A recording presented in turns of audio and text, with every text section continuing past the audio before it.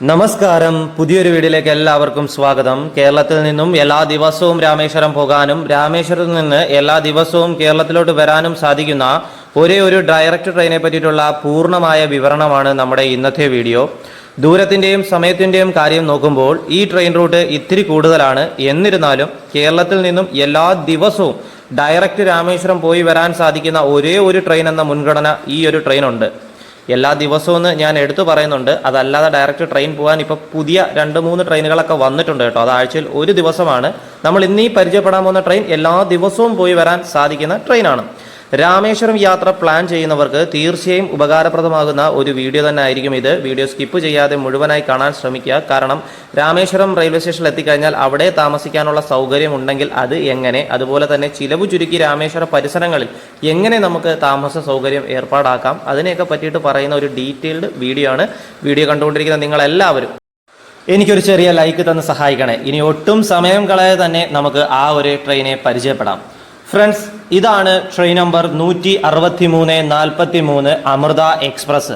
എല്ലാ ദിവസവും സർവീസ് നടത്തുന്ന ഈ ട്രെയിൻ നമ്മുടെ കേരളത്തിന്റെ തലസ്ഥാനമായ തിരുവനന്തപുരത്ത് നിന്നും പുറപ്പെട്ട് കോട്ടയം വഴി രാമേശ്വരം വരെ പോകുന്ന ഒരു ട്രെയിനാണ്. തിരുവനന്തപുരം സെൻട്രൽ നിന്നും എല്ലാ ദിവസവും രാത്രി 8:30 ആരംഭിക്കുന്ന ട്രെയിൻ പിന്നെ സ്റ്റോപ്പ് ഉള്ളത് രാത്രി 8:45 കഴക്കൂട്ടമാണ്. അത് കഴിഞ്ഞാൽ 9:10 വർക്കല ശിവഗിരിയിലെത്തും. പിന്നീട് 9:30 കൊല്ലം ജംഗ്ഷൻ, 10 മണിക്ക് കരുനാഗപ്പള്ളി, 10:16 കായംകുളം ജംഗ്ഷൻ, 10:30 മാവേലിക്കര, 10:40 ചെങ്ങന്നൂര്, 10:50 തിരുവല്ല, രാത്രി 11 മണിക്ക് ചങ്ങനാശ്ശേരി, 11:20 കോട്ടയം, അർദ്ധരാത്രി 12:30 എറണാകുളം ടൗൺ, 12:50 ഇടപ്പള്ളി, 1 മണിക്ക് ആലുവ, 2:20 തൃശ്ശൂർ, വെളുപ്പിനെ 3 മണിക്ക് ഒറ്റപ്പാലം, 4 മണിക്ക് പാലക്കാട് ജംഗ്ഷൻ, 4:30 പാലക്കാട് ടൗൺ, വെളുപ്പിനെ 5 മണിക്ക് കൊല്ലങ്കോട്. ഈ ട്രെയിൻ എത്തുമ്പോൾ കേരളത്തിൽ ഈ ഒരു ട്രെയിനിൻ്റെ സ്റ്റോപ്പുകൾ കഴിഞ്ഞിരിക്കുകയാണ്. പിന്നീട് 5:50 പൊള്ളാച്ചി ജംഗ്ഷനിലാണ് സ്റ്റോപ്പ് ഉള്ളത്.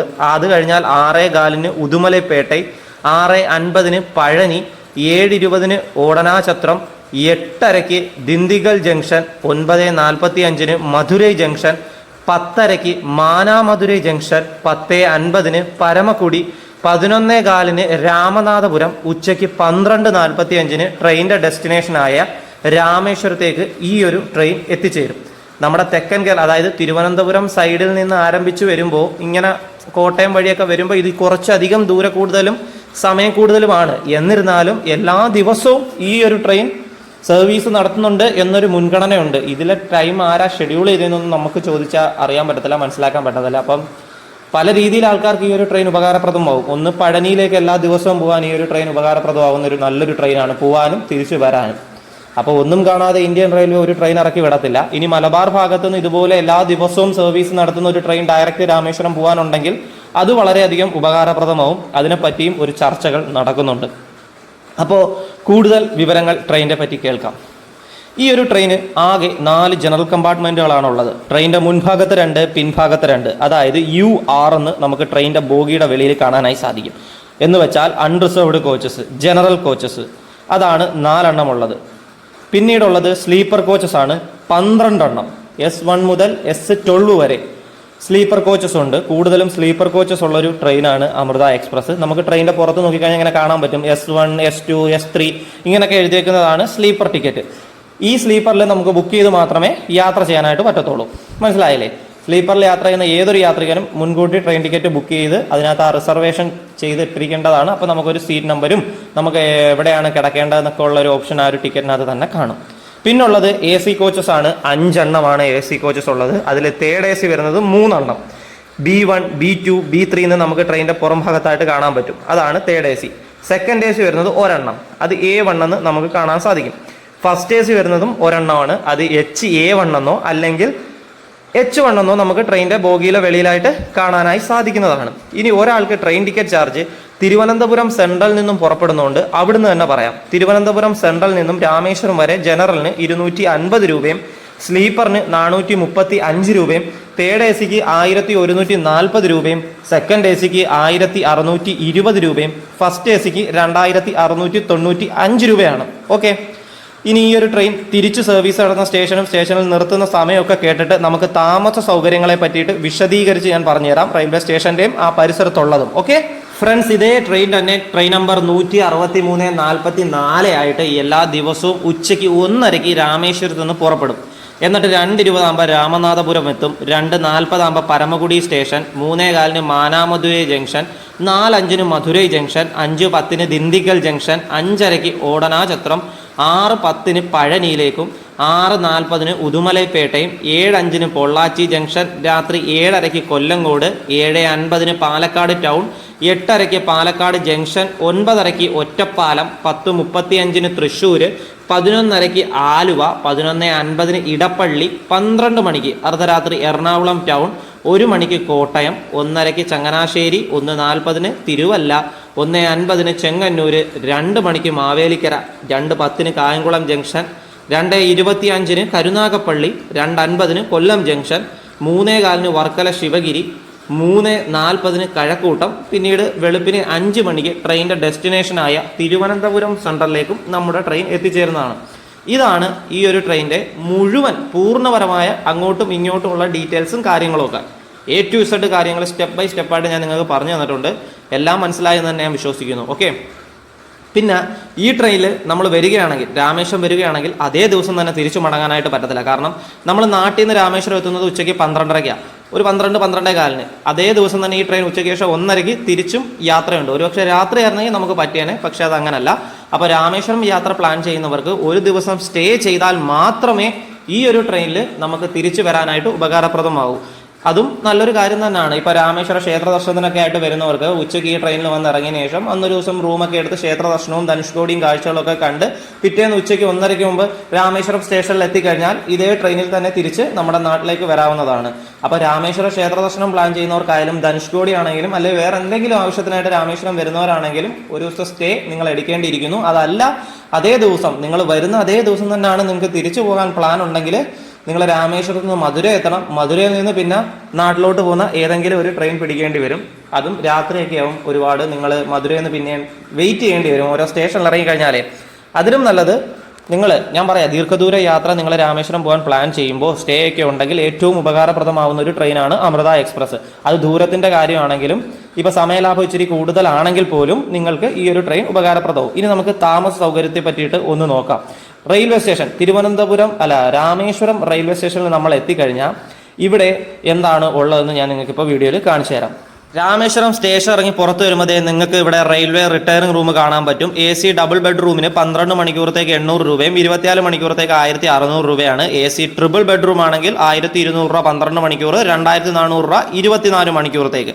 റെയിൽവേ സ്റ്റേഷൻ ഇറങ്ങി പുറത്ത് വരുമ്പോൾ ആദ്യം നമുക്കിത് ഇവിടെ കാണാനായി സാധിക്കും. തൊട്ടടുത്ത് തന്നെയാണ് കേട്ടോ, അതാണ് റെയിൽവേ സ്റ്റേഷൻ. റെയിൽവേ സ്റ്റേഷൻ്റെ വളരെ അടുത്തായിട്ട് തന്നെയാണ് ഈ ഒരു സംവിധാനം ഉള്ളത്. അത് നമുക്ക് മുൻകൂട്ടി ഓൺലൈനിലും ബുക്ക് ചെയ്യാം, എന്നാൽ ഓഫ്ലൈനും ഇവിടെ വന്ന് ബുക്ക് ചെയ്യാൻ സാധിക്കുന്നതാണ്. ഓഫ്ലൈൻ നിങ്ങൾ ഇവിടെ മിക്കപ്പോഴും വരുമ്പോൾ ആ ഒരു റൂം നിങ്ങൾക്ക് അവിടെ കിട്ടും. അപ്പോൾ അതൊരു ഡീറ്റെയിൽ മനസ്സിലായി ഞാൻ വിശ്വസിക്കുന്നു. നല്ല അടിപൊളിയാണ് കേട്ടോ. അകത്ത് കയറി എനിക്ക് ഷൂട്ട് ചെയ്യാൻ പറ്റിയില്ല, പക്ഷേ ഞാൻ നേരിട്ട് എൻ്റെ കണ്ണുകൊണ്ട് കണ്ടതാണ്. നല്ല അടിപൊളിയാണ്, ക്ലീൻ ആൻഡ് നീറ്റാണ്, ഒരു എക്സിക്യൂട്ടീവ് ലുക്കാണ് ഈ റിട്ടയറിംഗ് റൂമിലെ റൂംസും കാര്യങ്ങളൊക്കെ. ബാത്റൂമും അടിപൊളി തന്നെയാണ്. അപ്പം നിങ്ങൾക്ക് അത് ഞാൻ സജസ്റ്റ് ചെയ്യാം. ഇപ്പം നിങ്ങൾ അത്യാവശ്യം ബഡ്ജറ്റ് കാര്യങ്ങളൊക്കെ ഉണ്ടെങ്കിൽ നിങ്ങൾക്ക് അവിടേക്കും നിങ്ങൾക്ക് റൂം എടുക്കാം. നല്ലൊരു ഓപ്ഷനാണ്, റെയിൽവേയുടെ പരിസരമാണ്. സോ അത് നിങ്ങൾക്കൊരു കംഫർട്ടബിൾ ആയിരിക്കും. ഇനി അതല്ല, രാമേശ്വരം ക്ഷേത്ര ദർശനത്തിനൊക്കെ ആയിട്ട് വരുന്നവർക്കൊക്കെ ആണെങ്കിൽ ക്ഷേത്രത്തിനടുത്ത് തന്നെ റൂം എടുക്കുന്നതായിരിക്കും എന്തുകൊണ്ടും നല്ലത്. കാരണം റെയിൽവേ സ്റ്റേഷനിൽ നിന്നും ഒരു 2 കിലോമീറ്റർ ദൂരമുണ്ട് ക്ഷേത്രത്തിലേക്ക്. റെയിൽവേ സ്റ്റേഷൻ്റെ ഫ്രണ്ടിൽ നിന്ന് ബസ് ഉണ്ടെങ്കിലും അതിനൊരു കറക്റ്റ് സമയമില്ല. അതായത് എപ്പോഴും നമുക്ക് ബസ് കിട്ടത്തില്ല. അതുകൊണ്ട് ഇവിടുത്തെ ഓട്ടോ മിനിമം ചാർജ് 100 രൂപയാണ്. അതായത് നമ്മൾ ഒരാളാണെങ്കിലും ഒന്നിലധികം ആൾക്കാരുണ്ടെങ്കിലും ക്ഷേത്രത്തിൻ്റെ ആ പരിസരം വരെ പോകുന്നതിന് റെയിൽവേ സ്റ്റേഷൻ്റെ അടുത്തുനിന്ന് 100 രൂപയാണ്. അപ്പോൾ ക്ഷേത്ര ദർശനത്തിനായിട്ട് വരുന്നവർക്ക് ഈ കടലിൽ കുളിക്കാനും പിന്നെ ക്ഷേത്രത്തിനുള്ളിലെ 22 തീർത്ഥക്കുണറിൽ കുളിച്ചിട്ട് വീണ്ടും തിരിച്ച് ഈ റെയിൽവേ സ്റ്റേഷൻ്റെ അടുത്തുള്ള റൂമിൽ വരിക എന്നുള്ളത് പറഞ്ഞു കഴിഞ്ഞാൽ അതൊരു ബുദ്ധിമുട്ടായുള്ള കാര്യം. അതുകൊണ്ട് റെയിൽവേ സ്റ്റേഷനിൽ നിന്ന് മാറി നേരെ ക്ഷേത്രത്തിനടുത്തായിട്ട് ധാരാളം ഹോട്ടലുകൾ അവിടെ തൊട്ടടുത്തായിട്ട് തന്നെ ഉണ്ട് കേട്ടോ. 800 രൂപ നിരക്കിൽ നോൺ AC റൂം സ്റ്റാർട്ട് ചെയ്യുന്നുണ്ട്. ഞാൻ പോയപ്പോഴും ഒരു നോൺ AC റൂമാണ് എടുത്തത്. അത് ഞാൻ മറ്റൊരു വീഡിയോയിൽ നിങ്ങൾക്ക് കാണിച്ചു തരാം. രാമേശ്വരത്തിൻ്റെതായ ഒരു വീഡിയോയിൽ കാണിച്ചു തരാം. ലൊക്കേഷനും കാര്യങ്ങളൊക്കെ അതിനകത്ത് ഞാൻ ഉൾപ്പെടുത്തിക്കൊണ്ട് ചെയ്യാം. അപ്പോൾ റൂമിനൊന്നും ഒരു ബുദ്ധിമുട്ടില്ല. സീസൺ ടൈമിലാണെങ്കിൽ പോലും നിങ്ങൾക്ക് അത്യാവശ്യം നല്ല റൂമുകളൊക്കെ ഒരു മീഡിയം ബഡ്ജറ്റ് റൂമിൽ നിങ്ങൾക്ക് കിട്ടും. ഇനി ധനുഷ്കോടിയൊക്കെ കറങ്ങാൻ പോകാനൊക്കെ ആണെങ്കിൽ നിങ്ങൾ ഓട്ടോ വിളിക്കാനായി നിൽക്കരുത്, വന്നിട്ടൊരു ബൈക്ക് റെന്റിനെടുത്താൽ മതി. അതും ഈ റെയിൽവേ സ്റ്റേഷന്റെ പരിസരത്തായിട്ട് തന്നെ ഉണ്ട്. അതല്ലെങ്കിൽ രാമേശ്വരം ക്ഷേത്രത്തിന്റെ പരിസരത്തായിട്ടും നിങ്ങൾക്ക് ബൈക്ക് എവിടെന്നെങ്കിലും വന്ന് റെന്റ് എടുത്താൽ മതി. അല്ലെങ്കിൽ ജസ്റ്റ് നിങ്ങൾ ആ രാമേശ്വരം എത്തിയിട്ട് അവിടെ നിന്ന് രാമേശ്വരം ബൈക്ക് റെന്റ് എന്ന് നോക്കി സെർച്ച് ചെയ്ത് കഴിഞ്ഞാൽ നിങ്ങൾക്ക് കോൺടാക്ട് നമ്പറും കാര്യങ്ങളൊക്കെ കിട്ടും. എന്നിട്ട് ആ വണ്ടി മേടിച്ച് ആ എണ്ണ അടിച്ച് നിങ്ങൾ രാമേശ്വരത്തും പിന്നെ ഒരുപാടുണ്ടല്ലോ കാണാനായിട്ട്, ധനുഷ്കോടിയൊക്കെ പോയി ഫുഡൊക്കെ എക്സ്പ്ലോർ ചെയ്ത് തിരിച്ച് വണ്ടി കൊടുത്തിട്ട് നിങ്ങൾ പോകുന്നതായിരിക്കും. ഓട്ടോ വിളിക്കുന്നതിനെക്കാട്ടും നല്ല. അല്ലെങ്കിൽ ഓട്ടോക്കാർ നമ്മുടെ ചാറ് വെളുത്തും, പ്രത്യേകിച്ച് മലയാളികളും കൂടെ ആണെന്ന് വെച്ചാൽ നമ്മളെ നല്ല രീതിയിൽ അറക്കും. അതുകൊണ്ട് അതൊന്ന് ശ്രദ്ധിക്കാനായി നോക്കുക. പറ്റിക്കപ്പെടാനും കബളിക്കപ്പെടാനും ചാൻസ് കൂടുതലാണ്. അത് മാറ്റി നിങ്ങൾ ഒരു വണ്ടി റെന്റിനെടുത്ത് പോകുന്നതായിരിക്കും എന്തുകൊണ്ടും നല്ലത് കേട്ടോ. പിന്നെ വണ്ടി റെന്റിനെടുക്കുമ്പോൾ എടുക്കുന്നതിന് മുമ്പുള്ള വീഡിയോ എല്ലാം എടുക്കണം, അതൊരിക്കലും മറന്നു പോകരുത്. കേരളത്തിന് വെളിയിലോട്ട് നമ്മൾ എവിടെ വണ്ടി റെന്റിനെടുത്ത് പോയാലും അകത്താണെങ്കിൽ പോലും ഒരു വീഡിയോ എടുത്ത് വെക്കുന്നത് നമ്മുടെ ഒരു സേഫ്റ്റിക്ക് നല്ലതാണ്. ഒന്നത് പുറത്തും കൂടെ ആയതുകൊണ്ട്, നമ്മുടെ ഭാഷ പോലും അല്ലല്ലോ. അപ്പോൾ അതൊക്കെ എടുത്തു വെക്കുന്ന ഒരു നല്ല കാര്യമായിരിക്കും. എന്നിട്ട് നല്ലൊരു യാത്ര നിങ്ങൾക്ക് എന്തായാലും ഈ രാമേശ്വര പരിസരത്ത് വന്നാൽ ഫുഡിൻ്റെ ആണെങ്കിലും ട്രാൻസ്പോർട്ടേഷൻ്റെ ഒക്കെ ആണെങ്കിലും ഇങ്ങനെ ചെറിയ ചെറിയ കാര്യങ്ങളൊക്കെ ഒന്ന് മനസ്സിലാക്കി കഴിഞ്ഞാൽ വളരെ സ്മൂത്തായിട്ട് തന്നെ പോയി വരാൻ സാധിക്കുന്ന കേരളത്തിൽ നിന്ന് നല്ലൊരു യാത്ര തന്നെയാണ് രാമേശ്വരം യാത്ര.